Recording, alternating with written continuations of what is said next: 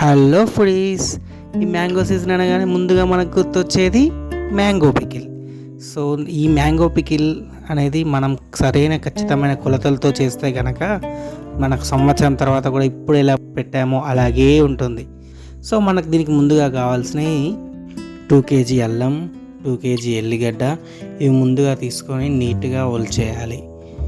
చూడండి ఇలా ఒలవాలి. ఇలా మనం ఒలిచిన తర్వాత దీంట్లో కొంచెం ఉప్పు, అందులో నూనె వేసుకొని వీటిని బాగా నలిస్తే మనకు ఎల్లిగడ్డ అనేది ఈజీగా పొట్టు వచ్చేస్తుంది. అల్లం కూడా పొట్టు తీసుకున్న తర్వాత వీటిని కట్ చేసేసి మంచిగా గ్రైండ్ చేసుకోవాలి. ముందుగానే ఆవాల పొడి, జీలకర్ర పొడి, మెంతుల పొడి చేసుకొని ఉంచుకోవాలి.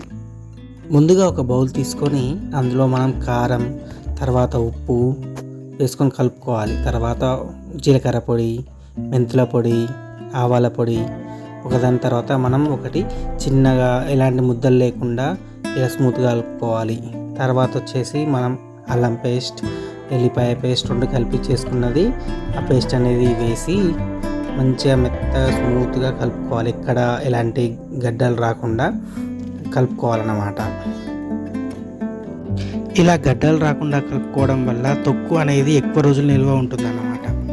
మన ఛానల్ని ఇప్పటివరకు ఎవరైనా సబ్స్క్రైబ్ చేసుకోకుంటే సబ్స్క్రైబ్ చేసుకోండి. నేను ఇంట్లో లేకపోవడం వల్ల మనం నూనె పోపు వేయడం అనేది చూపించలేకపోయాను, కానీ చెప్తాను నేను ఇక్కడ, వినండి. ముందుగా ఒక బౌల్ తీసుకొని అందులో నూనె, మనం తీసుకున్న 2 కేజీ నూనె పోసుకొని పోపు చేసుకోవాలి. దాంట్లో కొన్ని ఆవాలు, మెంతులు, జీలకర్ర, అలాగే అల్లం పేస్ట్ వేసి వేడి చేసుకోవాలి. నూనె మరగనివ్వాలి. మరిగిన తర్వాత దాన్ని 2-3 అవర్స్ చల్లగా అయ్యేంత వరకు ఉంచాలి. మొత్తం చల్లగా కావాలన్నమాట. ఆ చల్లగా అయిన తర్వాత నూనెని ఇవన్నీ మనం అల్లం పేస్ట్ ఇవన్నీ కలుపుకున్న కారం పొడిలో వేసుకోవాలి. వేసుకొని ఇలా నీట్గా కలుపుకొని ఉంచాలన్నమాట. తర్వాత మనం ముక్కలుగా కట్ చేసి పెట్టుకున్నాం కదా, ఫస్ట్ ఆ కట్ చేసిన ముక్కలన్నిటినీ దీంట్లో వేసుకోవాలన్నమాట. ఇలా ముక్కలను మనం వేస్తూ కలుపుతూ ఉండాలి. ముక్కలకు బాగా వచ్చేలా అన్నీ కలిసేలాగా ఈ ముక్కలన్నిటినీ కలుపుతూ ఉండాలి. మనం కలిపిన తర్వాత మనం మామిడికాయ పచ్చడిని ఇలా తీసుకొని ఒక బౌల్లో పెట్టుకోవాలి.